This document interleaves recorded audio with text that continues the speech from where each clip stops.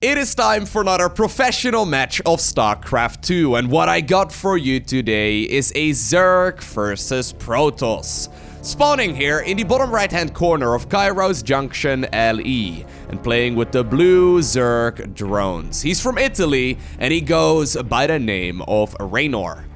And his opponent spawning in the opposite corner of the map and playing with the red Protoss probes. We are currently looking inside of the main base of the French Protoss DNS. So I was just curious, right before starting this video, I quickly went on LowkoTV, a statistics website that keeps track of all of the recent professional tournaments in SC2. It turns out that Reynor is the current rank 5 Zerg on the planet, and DNS is the current rank 11 Protoss. So there's no denying that both of these guys are very, very good at what they do, and I'm actually curious to see where this game will take us as well, because both of these players definitely do favor playing that more macro-focused style, where they will be sitting back and play very defensively in the early game. So I would be surprised if we see something hyper-aggressive coming out of either of them. But that does mean we should be able to transition towards a more macro-focused ZVP relatively easily. Now, as you guys know, I think that Reynor has got a lot of potential to be absolutely smashing it in 2019 in particular. He's 16 years old right now. He turned 16 halfway throughout 2018, and I think he's one of the few players in SC2 that really has the potential to absolutely smash the competition in like a year or so. I mean, the thing is, right? When you look at all of the previous great names in StarCraft 2, and I guess currently we have someone like Serral, someone like Maru. When you look at them, there was like a moment where it seemed to just sort of click in their heads, and all of a sudden they absolutely ascended above everyone else. I guess we haven't quite arrived at that level yet for Reynor, but I'm curious to see where he's gonna take it in like the next 12 months or so. Regardless, very normal builds so far, judging by that production tab. Cybernetics core is finishing up right now. DNS, is he gonna go for the warp gate upgrade? It looks like that's not the case, so likely a Stargate. There we go. I've had a couple of people ask, how do you decide whether or not, if you are the Zerg at this point, right, whether or not you are going up against a Stargate or a Twilight or a Robo opener from Protoss? Well, basically, when you think about it, the Robotics Facility and the Twilight Council both cost 100 gas each. However, a Stargate is 150 gas. So if you scout with the Overlord that the little lights are not blinking immediately when you get there with the Overlord, it usually means that Protoss players favored going for the Stargate first. So even though Reynor did not get himself the scout on the Stargate just yet, you can already make the assumption that at this point he knows. Now that the second gateway unit though is indeed already out, he's gonna go ahead and send in the Overlord to figure out where that second pylon was built, and shortly he should be able to figure out exactly what it is he is going up against. But most of the time when Protoss players do decide to go for the Stargate, they will slightly delay their warp gate upgrade in favor of more stuff. Now I like this move, there you go. Two Adepts making their way into the main base, a sloppy move here by Reynor. This is the kind of stuff that definitely is going to cost him a little bit, because that might very well be 3 drones there in total. Really nicely done, and this Adept is... Whoa, did it actually get out of there? Did it die? Oh, I guess it did, eh? It just barely did get picked up there, but that's still a good trade that you will take any day of the week. The Adepts are usually made for scouting purposes. You want to know if Zerg made a third base. I guess at this point he didn't quite get the confirmation of it just yet, but just by judging the amount of units that he saw inside of that Zerg main, as well as the structures and the amount of gas mining, I think he can take a logical guess right now, and he can figure out that it is indeed going to be a standard opener. After that, the Adepts are still useful when it comes to taking the third base, but obviously the Oracle can help out in that regard too. Now, I love this. Double Stargate is, in my opinion, right now one of the strongest openers in ZVP. I think it's really good. If you go heavy Phoenix, there's a lot of potential and a lot of damage that you can deal if you are the Protoss player. You can really force the Zerg to sit back for a really long time. Now, this is actually kind of unusual, a second Overlord was sent across the map here by Reynor. This is not something we usually see, and right now, you will likely be aware of the fact that that is the second Phoenix that's out. So, well, you will get confirmation right now of the second Stargate as well. Brilliant scout there by Reynor. He knows exactly what it is he is going up against. In the meantime, though, the Oracle did pick up 4 kills here as well. That's actually a very nice amount of worker kills already. 7 in total. That's way more than you want right now if you are the Zerg in this position. So great control right there by DNS. He already got himself that 3rd Nexus up at a very reasonable time too. And even though he lost the 2 Adepts right now, he warped in a couple additional ones and he brought the Oracle back home to prevent these Zerglings from killing that 3rd Nexus. So really nice game so far here by DNS. And even though Reynor knows what it is he's going up against, he knows that it's likely going to be a heavy Phoenix-focused style, he's still going to be the player that's forced to sit back. The thing about Mass Phoenix is that it's great offensively. You can usually get some pickups on those workers as well, but you can definitely use them defensively too. Right now, if for example there was like a roach timing attack coming, DNS could just simply pick up all of those roaches and ravagers with ease and defend that way, while not actually deviating his strategy that much. Plus, if you want to go for that much more late game focused army, if you want to go up to watch carriers and Tempest and all that in the late game, you already have yourself that 2nd Stargate. If he really wants to, he could even transition to it right now. That's an additional 7 workers though that go down, and that really does hurt Reynor. This is the kind of stuff that that's gonna not so much be an issue for the moment, but it's gonna make the follow-up pressure for Protoss that much stronger. The more damage the DNS deals right now, the stronger the push becomes later on, because Reynor is forced to remake all of those workers. Spire's coming up right now for Zerg, so likely he's planning to go for the Corruptor tech. But in the meantime, DNS is gonna transition right now to watch a Forge, as well as a Twilight, and now also that double robotics facility. Is this scouted right now? Not yet, but he will figure that out right at this point. So that's actually a really nicely planned timing there on those Zerglings that will confirm right now for Reynor that it's not gonna be mass Phoenix. I've seen in some games, and I've actually casted some games on this YouTube channel as well, where eventually Protoss players decide to add on a 3rd Stargate and just keep on triple producing those Phoenixes. In this case though, right now, Zerg should know that this Phoenix aggression is likely gonna shut down here eventually. So he doesn't have to worry too much. Alrighty, so this is kind of as expected so far, right? Relatively passive game. A little bit of damage being done here so far by DNS. Definitely gonna have to favor him. I mean, he's the one who's got firm control of this matchup so far. Picking up worker after worker and really hurting this Zerg quite a bit. In the meantime though, what Reynor is doing nicely here, and what I do really like about this style, is that he is deciding to go for both the Hydro Den as well as the Corruptors. We don't see a Bailing Nest just yet. He could decide to go for Lurkers instead, which I think is a good option as well. But he is now really in that defensive posture, grabbing himself that 4th base at a very reasonable timing. And even though he did end up losing quite a lot of drones here, in the grand scheme of things, 19 drones actually, that's way more than you want. But in the grand scheme of things, look at the worker count here. It is 65 versus 66 drones. Or I guess 66 versus 66 workers right now here for both of these players. Alrighty. So what I'm really curious about is the next push from DNS. This early to mid-game style so far for him has been absolutely tremendous. This is what you want if you are Protoss. Right now, the follow-up push is the real scary one. These Corruptors, right, they can go ahead and, you know, start puking all over those Protoss structures. But as long as there are going to be, for example, some Void Rays out, this should be a really easy defense, all things considered here for our Protoss player. He got himself a couple of Stalkers, which is nice. I want to see the next timing, though. I don't think DNS wants to sit back for all too long, because as soon as he gives Reynor a little bit of wiggle room, and you can see that coming into play right now already, he will grab the 4th base, get the gases going, and go straight up to 80 drones. And that's exactly what is happening right now on that production tab. DNS instead is deciding to go for the 4th Nexus. Well, he was going to anyway. Is he gonna grab it over on that side instead? Okay, it looks like he will. I don't know if I like that as much, to be honest. Instead, interestingly enough, he's now gonna add on some of those Colossus. Alright.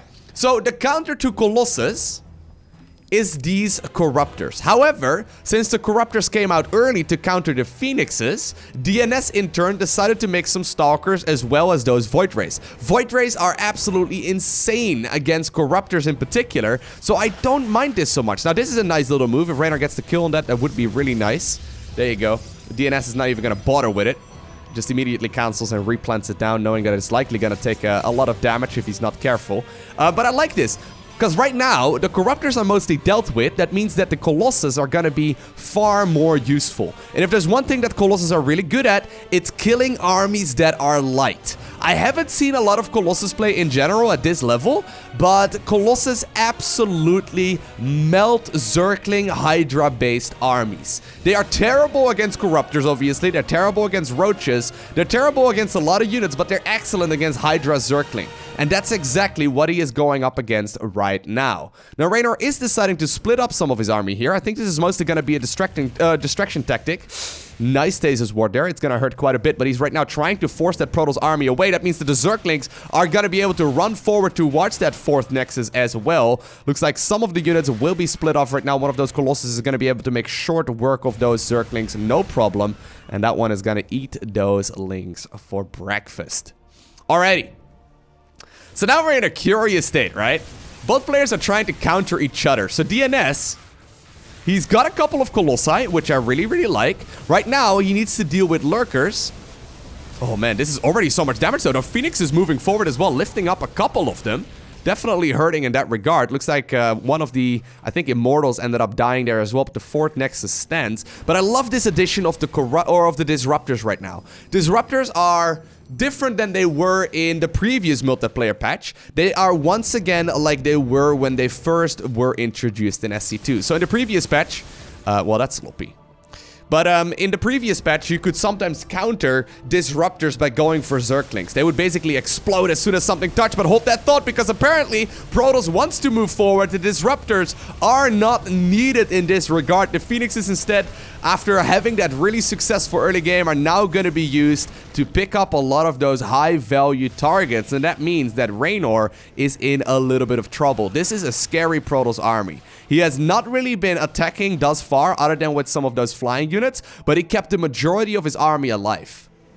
Really nicely done so far here by Protoss. He did end up losing quite a few units there. I think that's due to the Stalkers right here dying to some of those Zerglings as well. But this is a very, very scary Protoss force. Look at this. That is 4 of those laser giraffes. Ooh, they don't mess around. Here we go. I don't know if Zerg wants to engage like that. That is going to be a very painful choke. Immediately, the Stalkers do blink underneath the majority of those Corruptors. The Corruptors are being target fired down, but the Colossi, they are not dropping fast enough. They absolutely melt all of those Zerg units, and DNS looks like he wants to push through. Now, a lot of Zerg reinforcements will be here in just a second. Is there a Warp Prism out? There is one. Alright, so for some reason it's hanging out over there together with one of those observers. Still though, the Corruptor army is in the air. It's trying to pick up some of those units, and there, one of them, I guess, managed to do the split. Very elegant way to die. It ended up going down there, but those Colossi, man, they got kills. 39, 8, and 23, did I see that correctly? Yeah, respectively. And obviously, they're still ready to bzz down some more. They're scary units. Now, there's an interesting dynamic between Lurkers and Colossi. They have the same amount of range. I believe both of them have a range of 9, which means that they can technically fight and counter each other, which creates a really interesting dynamic. Because obviously the Colossi, you know, they're very, very high in damage output, but so are the Lurkers, right? And it's a difficult unit composition to counter. Okay, so I thought actually Reynor was over with right there. A couple of Zealots, by the way, made their way towards this newly acquired base here for the Zerg. But I really thought that that was a position where DNS might be able to push through. Now, I say that, and I guess it might still happen. This is a very scary Protoss army. If the Nexus right here on the high ground gets taken, and we've all seen Star Wars, right? We know what happens once you start taking fights over in that area if you have the higher ground. Once again, ooh, those Stalkers are gonna try and blink underneath the Corruptors, but it does look like eventually Protoss will be pushed back. A couple of the Void Rays still up in the air as well, trying to use their prismatic alignment to shoo away some of those units. And even though Reynor didn't have position here properly previously, right now, even though Protoss has the higher ground, we know what happens. It's over, Anakin. Okay, no, looks like we're okay. Looks like we're okay. All right. Couple of Disruptors joining the party too, and I love this. they are going to be super useful. In the past, you could counter them. That's what I was trying to say. You can counter them in the past with just simply going for a couple Zerglings. You could run a Zergling in and then the Disruptor Ball would detonate. Right now, it does not detonate like that anymore, and instead you are forced to split against it. Now, obviously, Lurkers are not very good at splitting once they are burrowed, so that means Disruptors are excellent at killing them as well. But this Protoss army, it is not easy to control. You have to be very, very careful. The Corruptors, for some reason, are hanging out a little bit further away. Some of those Disruptor hits do connect on top of all of those Lurkers. Now, the Archons underneath, I love this as well. They're going to be able to deal a tremendous amount of damage, but it does look like eventually this set of Colossi will end up going down. There we go! Ooh, great split by Reynor. He does prevent all of those Hydras from dying, and it does look like Reynor will be able to push back this Protoss army for now. These Hydras, they've got a mission. They want to kill that one low hit point Disruptor. And once again, ooh. Once again, a good counter right there against those Disruptor. I think on paper, Disruptor are not as good as High Templar, but they have so much more potential, right? They have so much more potential. Anyway, while this fight is continuously ongoing, right?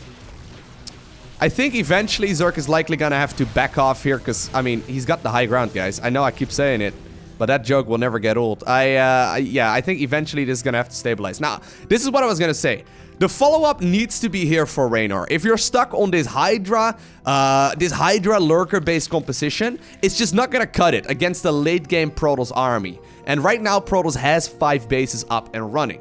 Love that that macro so far by DNS. He's going very, very Archon heavy, but he is now forced to deal with, of course, those Brute Lord cocoons as well. And those Brutes, they are the ultimate counter against a lot of those units. Sure, there's a couple of Blink Stalker, and sure, Archons have great anti-air, but the range at which these Brute Lords can throw their little Brutelings is insane. There's not a lot available right now for Protoss to deal with that. Now, you have to be careful. You don't want to overextend, so the Protoss army can get underneath. But immediately, we do now see that Tempest production coming up as well. I love the fact that the Fleet Beacon was already done. So DNS anticipating this switch. He's now going to start sending small hit squads of Zealots across the map as well, which I think is really clever. There's not that much available here to defend against that just yet. Ooh. Once again, both players trying to micro against each other. Man, StarCraft 2 skill level, it's getting ridiculous. Right? You could have lost your entire army there if you were Zerg. And likewise, the same could have happened ages ago if you were DNS. If you step into the Lurkers on accident, it's just game over. Zealots, though, going to town right over here. Looks like the Hydras will eventually be able to pick that up, but still 6 workers do also go down as well. The Nexus here, in the top position of the map, will be overtaken. And even though Reynor had the low ground, apparently Brute Lords are pretty good. So are you telling me that's all that Anakin needed? He just needed Brute Lords? Oh my god, all these years, I never considered it. Anyway. Ooh. One Disruptor, man. I just want to see one Disruptor kill like 7 of them, okay? Okay, no, I actually... That would be so dirty. He is gonna go for the Disruptor transition once again, though. 2 Disruptors at a time, 2 Tempests at a time. Gateway units are nice, but they're mostly just used for counterattacks right now. By the way, the base in the center has now been acquired. Really important, actually, for Protoss to keep that one alive. If he loses that one, that is gonna hurt quite a bit. Looks like DNS actually anticipated a counterattack towards his 4th Nexus as well, but that one was not coming.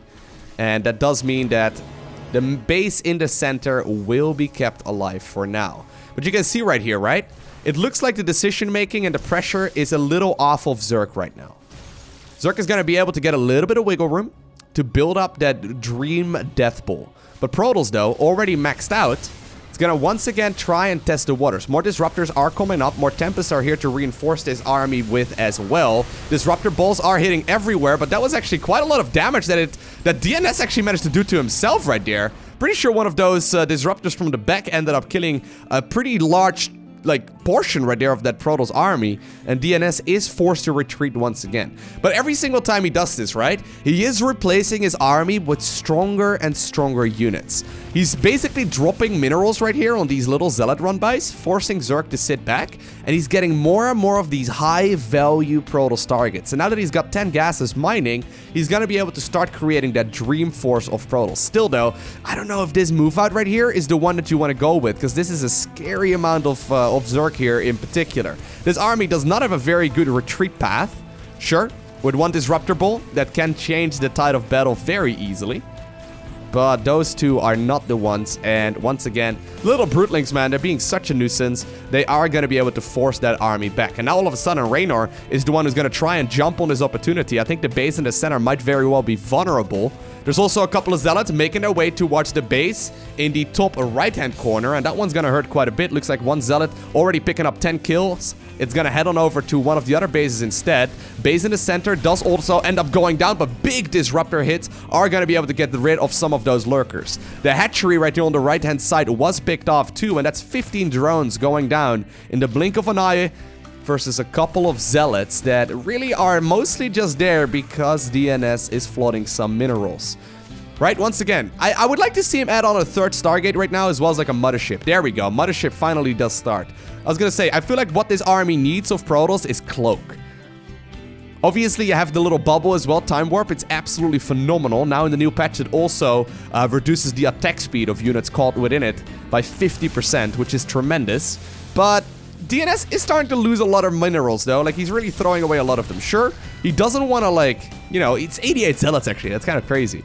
He doesn't want to, like, just give those Zealots away for free. He doesn't really need it. He mostly just needs gas. But he really does want to get some damage done with this as well. Once again, though, hatchery right over on that side of the map does get killed. Mothership will come out here in about another minute. He's continuously chrono boosting it. He's trying to buy time for that point. Now the Vipers are out. If they manage to get a nice abduct, ooh. These Tempests, they are extremely valuable. Base in the center, once again, reacquired, but Reynor is once more trying to get value here. Looks like that Nexus over here will be killed once again, although the Zerg army did decide to send some of its forces back.